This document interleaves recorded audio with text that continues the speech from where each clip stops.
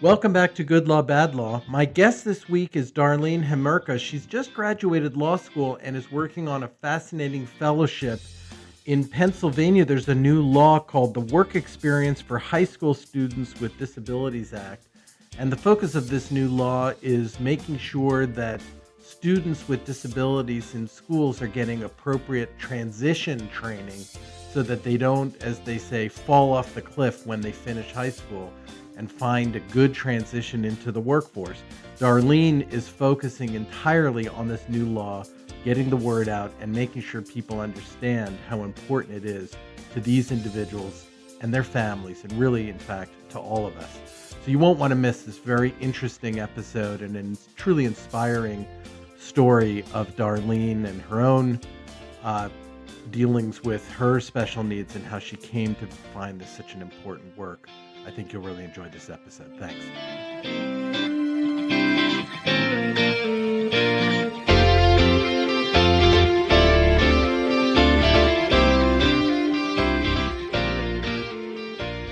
Welcome to Good Law, Bad Law. My guest on this episode is Dalene Hemerka. Darlene, thank you so much for being on the program. Thank you for having me. We are talking today about a law in Pennsylvania that may very well serve as a model for other states around the country, having to do with special needs children, special needs young adults, and the transition from school to work. And Darlene, you have a very special connection to this law in what you're doing now professionally. So I want to start by having you give us some background on yourself and this law and how you came to be so intimately connected with it. Absolutely. So I was born with cerebral palsy and have used some sort of mobility device for my entire life. And so I also at one point had to go through this transition phase. And so I have a personal connection to that process. But also before I went to law school, I did an AmeriCorps year of service at City Year Greater Philadelphia, and I worked with ninth graders trying to keep them on track for graduation.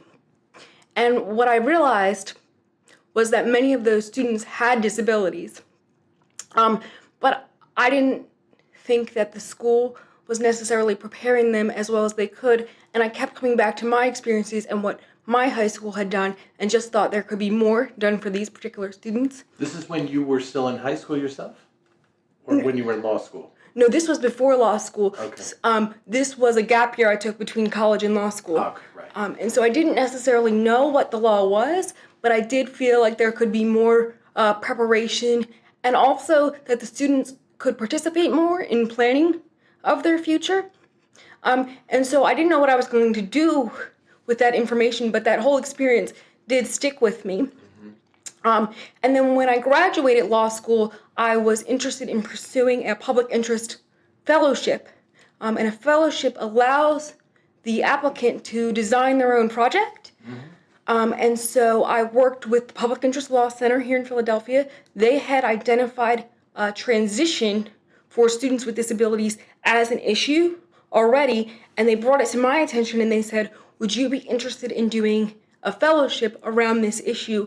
And once I did some research and we talked about it, I realized that this would be a perfect fit for my interest. And where did you go to law school, Darlene? I went to Penn State Dickinson in Carlisle, Pennsylvania.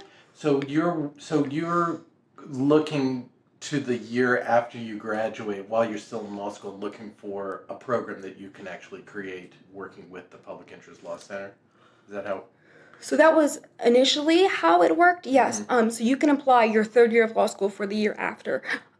First, you have to get a host organization, which for me is the Public Interest Law Center. And then you and the host organization work together to build this project, this fellowship proposal, and then you submit it to Equal Justice Works, who is the large organization that runs this fellowship program. And then if Equal Justice Works accepts your fellowship proposal, they submit it to law firms throughout the country. And then if a law firm is interested in your particular project, you go and interview with them. And what is the goal, or what is the role of the law firm in this? Are they sponsoring the fellowship? Yes, they are specifically the person who or the organization that funds the fellowship. So I see. the public interest law center or the public interest organization doesn't have to financially support the fellow. Gotcha. Well, first of all, what you've already described, we haven't even begun to get into the substance of this program itself, but just what you've described so far is so inspiring. I was telling you before we started recording that I do sometimes get to talk to law students and people thinking about law school, and I try to be encouraging of the idea that there are other careers for lawyers coming out of law school besides the big law firms that come and recruit on campus. And it's often hard to find those because you have to work at it a little bit. They're not right there coming to you and taking you out to lunch and Phillies games and all that. So you've done something pretty remarkable just in coming up with a design for this fellowship. And I guess we should mention the firm that is sponsoring your program, give them credit for that. Absolutely. So I'm sponsored by Greenberg Treyg, LLP. They are an international firm, actually, but I'm sponsored specifically by the Philadelphia office, and they are actually the largest sponsor of Equal Justice Works Fellows. They've sponsored over 150 since 1999. Fantastic. So, yes. That's great. Okay, so you're tell us then more about what the specific program is that you designed for this, and this. You are in your fellowship year right now, is that correct? Correct. I'm in the first year of my fellowship. My fellowship is 2 years. Okay, great. Yes. So tell us what is the fellowship program that you designed for these next 2 years? Absolutely. So it's actually a 3-pronged fellowship. The first prong is a presentation that I've designed for families and students and service providers about what transition services are and what they should look like, so that families know what they can ask for when they go into a student's individualized education program meeting, or IEP. Mm-hmm. The second piece is I actually go to IEP meetings with families and represent them at those meetings to make sure that the transition piece is being discussed and included in the plan. And then the third piece, which I think is what we're going to focus on today, is monitoring a new law that was passed in Pennsylvania called the Work Experience for High School Students with Disabilities Act. That act requires the Office of Vocational Rehabilitation, which is the state agency that helps prepare people with disabilities for employment, not only prepare them, but also help them obtain and maintain employment. This law requires those counselors to work with school districts to make sure that students are being prepared for employment. So this is huge. Let me go back over this then and make sure I get it.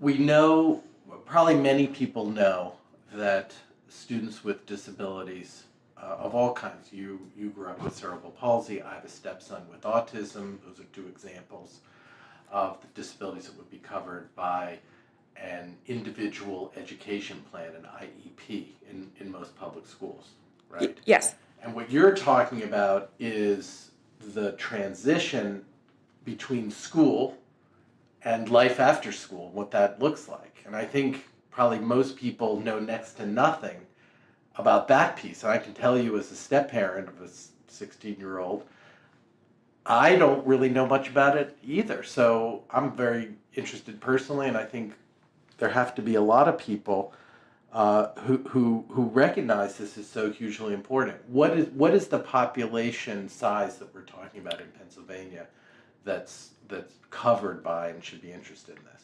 Absolutely. So let us just back up a few steps. Yeah. So there's a federal law called the Individuals with Disabilities Education Act, and that requires schools across the country, not just Pennsylvania, to provide these transition plans and services for students, specifically ages 16 to 21. Now, When you say these services, transition services, okay. Specifically, yes. Now, Pennsylvania has modified that and expanded that age group for students ages 14 to 21. And so when we're talking about specifically Pennsylvania, the Office of Vocational Rehabilitation estimates that there are 105,000 students that would be eligible and entitled to these transition services. And that's just Pennsylvania. That's just Pennsylvania. So these are 105,000 students. These are 105,000 job applicants, future workers in the Pennsylvania economy. Correct. Okay. And also can include post-secondary education as well, not just employment. Mm-hmm. So, So then the law that we're interested in today, especially that you're monitoring, what's the headline in terms of how this law is doing? And then I want to try to pick it apart and understand, what the scope is and what it should be doing and what it really needs to be doing better. But give us the headline as we get into this. I think the headline is that currently the Office of Vocational Rehabilitation is serving about 1 to 3% of those 105,000 students. Mm. So how that's not a very good report card so far anyway. No, but I think it is important to acknowledge that Pennsylvania is the first state that requires their Office of Vocational Rehabilitation to publish data about how many students they are serving and reaching. And this is a brand new law. I mean, you've sent me, I think this is the beginnings of an article you're working on, looking at the performance under this new law, the work experience for high school students with Disabilities Act, and it is something that just made it through the Pennsylvania legislature pretty recently. Correct. It was passed in May of 2016, and the first report wasn't due until November of 2017. Okay. So how do you think it makes sense to start in on this topic? Is there some background, do you think, that would be good to cover, some statistics on the program itself that would help us understand the scope of this issue? Well, so I think the biggest thing to understand is that 30 years of research in this field has shown that work experience during high school for individuals with disabilities is one of the strongest predictors of whether a person will be employed after graduation. Mm-hmm. And so I think that is kind of the cornerstone, and this really the focus of this law is how do we make sure that students in Pennsylvania are getting that experience early enough to actually benefit and be prepared for the workforce after school. And when you say work experience while in high school, are you talking about job skills that might be taught in school, or are we talking about work experience like an internship at a company or a business? Yes, so it would be both, but the research really focuses on actually getting them out into the work environment, whether it be through internships, whether it be through volunteer opportunities. But I think it's just like people without disabilities, the only way you learn those skills, such as punctuality and how to dress at a workplace and how to do the interview process, is to actually do it. Mm-hmm. Right. I mean, as soon as you said that, I was thinking, that seems so obvious because work experience is important for everybody. Yes. I mean, no different than somebody who has some sort of special needs in terms of employment. So what does that look like? What types of programs or efforts is the Office of Vocational Rehabilitation, which is part of what? The Pennsylvania Department of Education? The Pennsylvania Department of Labor and Industry. Okay. So it's really coming from the part of the state government that's looking at employers. Correct. So what type of programs and services is OVR supposed to be looking to see that schools are including in their services for special needs students? Absolutely. So this idea of transition services and job readiness and preparing students for work has been part of this transition services that schools are required to provide since the late 90s, I would say. But I think one of the things that happens is schools are so focused on the educational piece, and they don't necessarily have people with the expertise to find employers or to find job opportunities for these students. And so that's where the Office of Vocational Rehabilitation comes in. And what's supposed to happen is that these individualized education program meetings, or IEP meetings, that happen annually is an opportunity where the student, the family member, the school personnel sit down and discuss what the student's future is going to look like, what the students' interests are, Right. what the students' preferences are, what the students' strengths are. And then they begin to come up with ideas and measurable goals so that the student can move from where they are now to where they want to go. And so the idea is that one of the areas where the Office of Vocational Rehabilitation gets monitored under this law is how many IEP meetings did those counselors attend? Because the idea is that the OVR counselor attends that meeting to talk about, well, how do we write measurable goals in employment? What do we have to do to match this person's interest with a job? And so that's one of the things that OVR is being monitored on. And then the second piece that specifically has to do with the IEP meeting is how many students have significantly modified employment goals to lead to competitive integrated employment. And competitive integrated employment is when a person with a disability is making at least minimum wage and they're working alongside their non-disabled peers. So tell me more about that second part, because I think attending an IEP meeting, which happens annually anyway, or it's supposed to happen annually anyway for every special needs student in Pennsylvania. I'm attending my stepson's annual IEP meeting tomorrow, as a matter of fact, and we go over goals for math class, for science class, for a whole variety of things that take place in school, academically and socially, and if there were medical issues that needed to be part of that, I imagine can be also included. But vocational and transition services and programming is something, again, I'm not as familiar with. So attending an IEP meeting, I think everyone can understand perhaps what that means. But how does the state, through the Labor Department's Office of Vocational Rehabilitation, how mechanically are they actually able to provide services that help with this transition training? Absolutely. So one of the most important skills that I think people with disabilities can have is the ability to go around their communities as independently as possible. And for some people, that might be a car and a driver's license, but for other people, that's not going to be how they get around. It might be using public transportation. And for some students with disabilities, learning how to use public transportation is a skill that they need to acquire.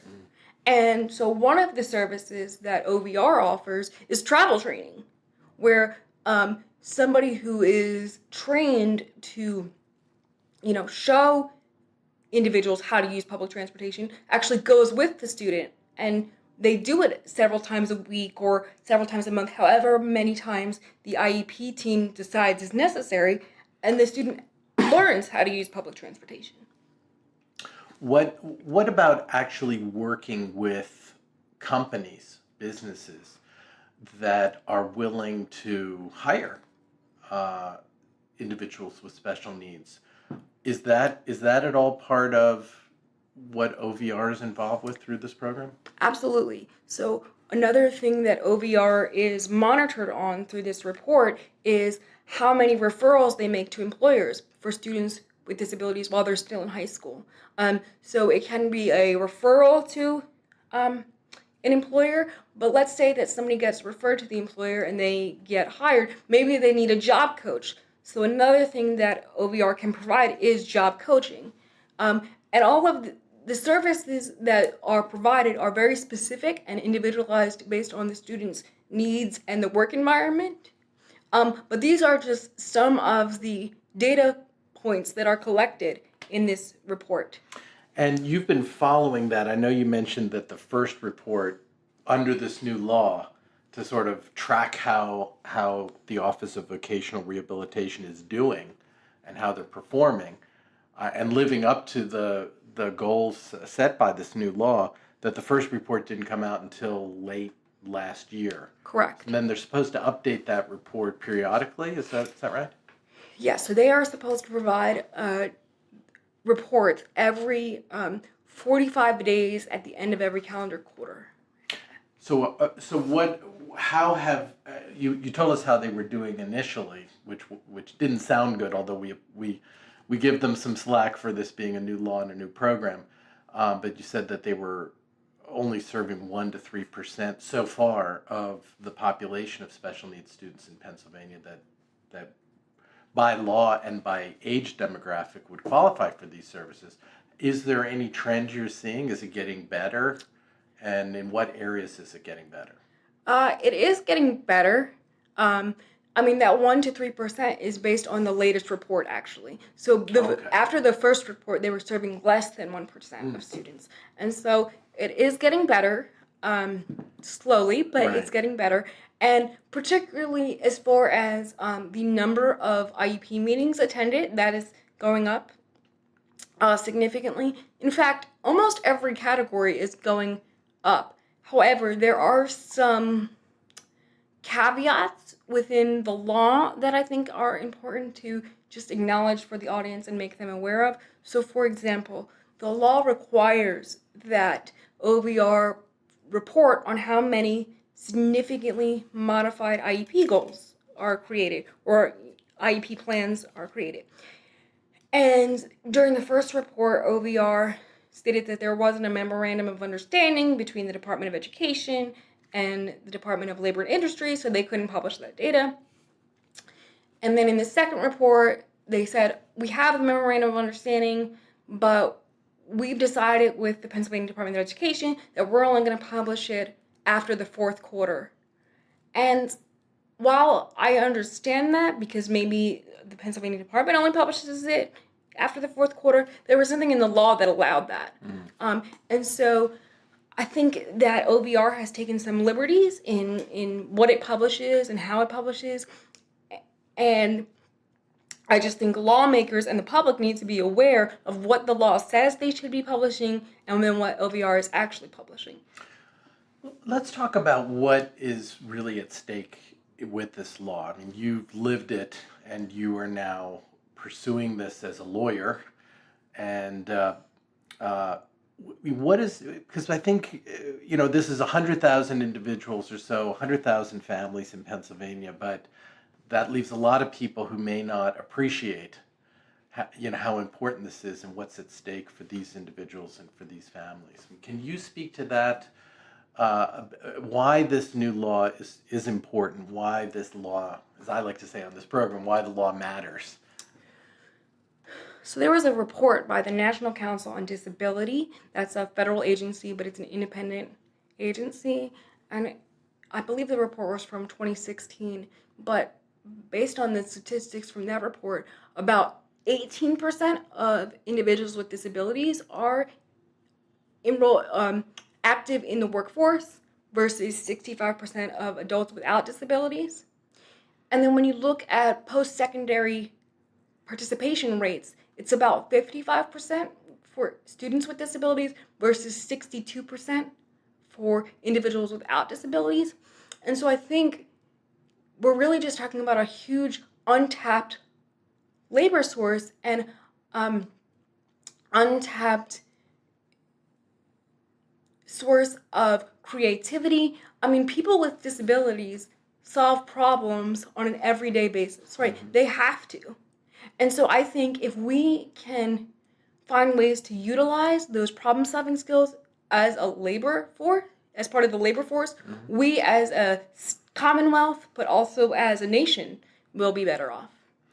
Also, I mean, I'm thinking too of the, there's so many different dimensions to this. I'm also thinking of, from a strictly cost standpoint, if you have to provide another year of public school education to a student when that student could be transitioned into a paying job. From the business of running the state as a state business, so to speak, it seems like that's very worthwhile to want to try to do. But I'm thinking too of the how we set priorities as a society, as a country, here as a Commonwealth in Pennsylvania, for individuals with special needs and wanting to think beyond school. I know this. I think we're maybe doing an okay job of thinking how to serve this population when they're school age, but then school ends and there's a whole life beyond the walls of high school. And what happens to kids with autism when they come out of school? What happens to, I mean, you know, had a remarkable journey already through to where you've gotten to, but what happens to people who don't have support, and where do they go?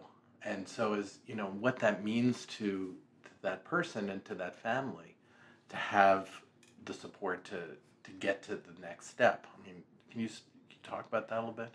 So I can say that the Inquirer did a series in December of 2017, and it was titled Falling Off the Cliff.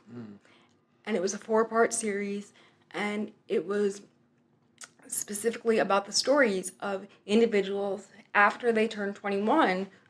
They had a variety of different disabilities, but what happened to them once they leave the walls of school. And, you know, in school age, the school has an obligation to identify and serve individuals with disabilities. It's called Child Find, but they have a legal obligation to do that. Where when you go to the adult services world, so after a student reaches 21 or a person reaches 21, it's more of an eligibility program. You have to apply and you have to be found eligible. And frankly, some of those programs have significantly long wait lists, and there's just a lot of complicating factors once you reach 21. And so I think for the families, it's very nerve-wracking because you don't know what's going to happen to your child, your sister, your brother, once they leave the confines of school. And then also what happened, one of the parts of this article, Falling Off the Cliff, is what happens when parents become unable to take care of their children for whatever reason as they age. We worry about that every day. Absolutely. And so I think that this whole idea of transition is really, really important to families as far as just the anxiety that it brings. And yet I also think that families get so consumed in the day-to-day of making sure that their student is making academic progress and making sure that their immediate needs are met, that a lot of families aren't thinking about what happens after the student turns 21 until maybe 2021, and they're like, oh no, now it's happening, and I don't know about adult services. Because I can tell you, even as an attorney and a person with a disability, the adult services system is complicated to me. I'm not even 100% sure all the time. Well, who do I apply? Which agency do I apply to? What do I have to do? It is very complicated, and I think it becomes very overwhelming for families. You're based in Philadelphia. Is the scope of what you're doing and monitoring this new law and, you know, the involvement you're having in it right now, are you limited to Philadelphia in particular? I am not limited to Philadelphia. So this is a Pennsylvania law, and the data is actually supposed to be reported on a county by county basis.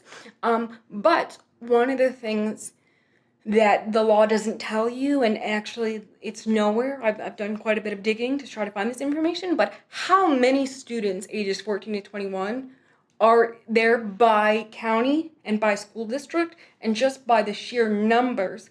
The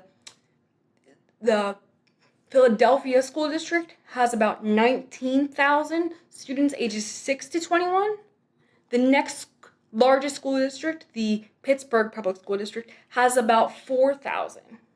And so that's 25% or so right there. Right, 6 to 21.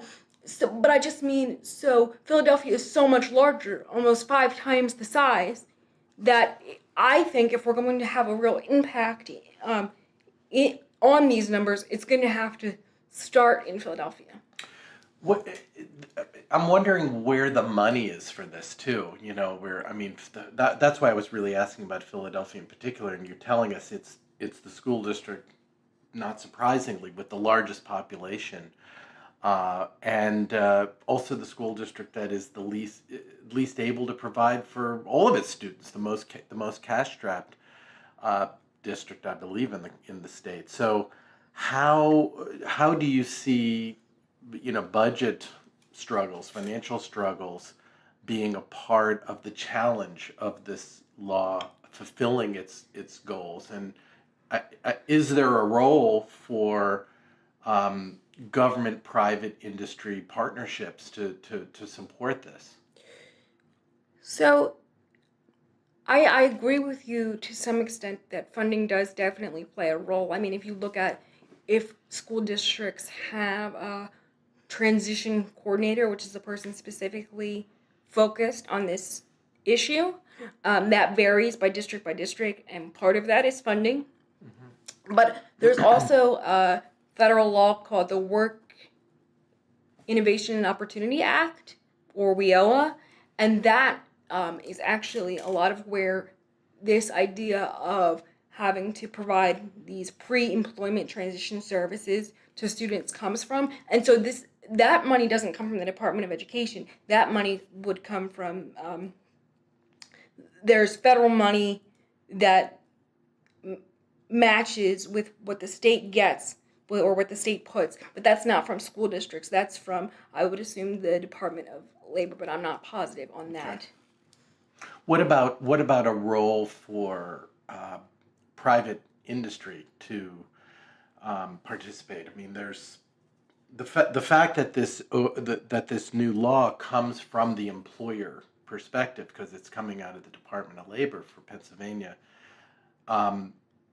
suggests that there could be a role for, I don't know, some of the larger employers in Pennsylvania, public and private, playing a role in either funding or providing more opportunities for graduates out of schools who are going to be looking for employment. Do you see some progress in that area? So that is not specifically monitored by the law, and so, but I will say that I go to different conferences and things on this issue and these related issues, and there are some companies that are doing a really good job of recognizing the value of having employees with disabilities and recognizing that it can be an opportunity and really kind of creating programs to help these students with disabilities get internships and then also jobs. Can you give us any examples of that in Pennsylvania? Sure. So SAP, or not just in Pennsylvania, yeah. but SAP is one of the companies that are doing that really well. They actually have a program specific for individuals with autism. It's called Neurodiversity in the Workplace, I believe. But that's one entity that's doing really well. There is a pizza chain, and I can't remember which one, but they are working with an entity. It's not even an entity, it's actually a building that OVR runs in Johnstown, Pennsylvania, to train students who are interested in culinary. They go to this program in Johnstown, and then when they come out, they can go work at this pizza chain for in the kitchens and get culinary experience. So it's definitely something that's growing. Incredible. Yeah. That sounds really great. Yeah. Wow. Well, there's so much here. And of course, your story, Darlene, is so fascinating and inspiring too. What are your plans for life after this fellowship ends? Have you come to that point in your thinking yet? I have not. So I'm about 8 months into my fellowship, and like I said, it's a 2-year fellowship. But I see this as a lifelong project. So whether that be specifically in this role that I'm in, or in another area, either in a different part of the country or here in Philadelphia, this idea of helping students transition into employment or post-secondary education is really important to me, and because I think that it also helps the person with the disability become a better self-advocate. It helps them, in my view, live more fulfilling lives, and I just think that it's a really good fit for who I am and what I like to do in this world. So no, I haven't exactly thought about it, but I know that this will be a piece of what I do next. That's great. I'd love it if it's okay with you if people had questions about this or wanted to share information or their experience. Is there a way that people can get a hold of you to email you or go to the website of this program, or what's the best way for that? Absolutely. So if you go to the Public Interest Law Center's website, which is www.pub as in boy, INT as in Tom, law.org, you can find my name and information there. But this transition project also has its own page. And so if you go to public education and look at our current cases, that will be in there. And you can find, I have some resources on there. I have a video about this project on there. So you can certainly look there. But my email address as well is D as in dog, Hemerka, so HEM as in Mary, ERKA, and then at PUBINTlaw.org, and they can email me if they have questions. Fantastic. Darlene, thank you. I say this a lot to people who come on this program for giving their talk, but I mean it especially so for you. Thank you so much for sharing your story, what you're doing, and for being on Good Law, Bad Law. Thank you for having me.